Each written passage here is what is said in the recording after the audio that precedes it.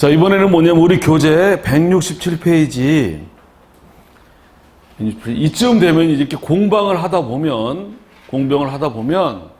페이지 청구 취지나 청구 원인을 변경해야 될 경우가 발생해요.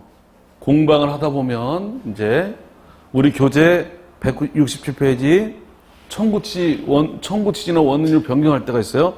그럼 167페이지 보시면 청구 취지를 변경해서 금액이 올라가는 경우가 있어요, 이제. 근데 금액을 조금 청구했지만 올리는 거야. 더 청구해야 되겠다.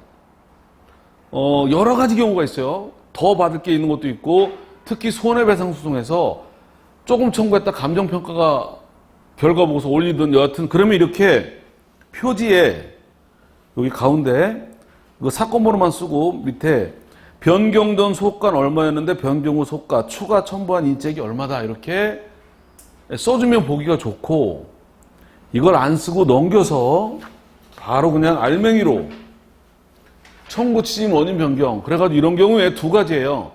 소가 변경이 없으면 여기다가 이렇게 소가 변경이 없습니다라고 써주는 게 법원에서도 좀 덜 혼란스럽고, 소가 변경이 있으면 여기다 인지송달료를 내야 돼. 앞에 이렇게 167처럼 보기 좋게 해서 내든, 이거 안 하고 그냥 168로 해서 내든 내야 됩니다. 내지 않으면 이제 나중에 내라고 연락이 와요. 여튼 그래서 이거는 간단하다. 서식이 사건 번호 쓰고 청구 취지 원인 변경합니다. 만약에 청구 취지만 변경하면 청구 취지 변경, 청구 원인을 변경하면 청구 원인 변경.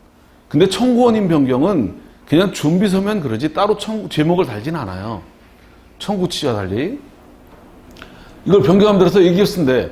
변경한 청구 취지만 쓰면 돼요. 이렇게 변경 전 건 안 쓰고, 그러니까 변경 후 이제 청구 원인.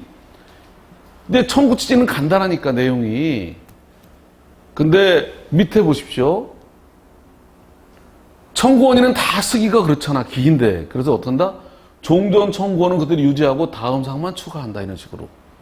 그러면 앞에 건 그대로 두고 이렇게 바꾸면 되는 거예요. 아니면 종전권 유지하고 새로 내는 거하고 충돌되는 부분만 이거로 바꾼다. 이렇게 어렵지 않고 이렇게. 그럼 아니면 싹 다시 쓰든지 아니면 이렇게 바꿀 수도 있다. 자, 169페이지. 청구 취지 원인은 서식이 아무것도 아니죠. 이거 소장만 쓸 줄 알면.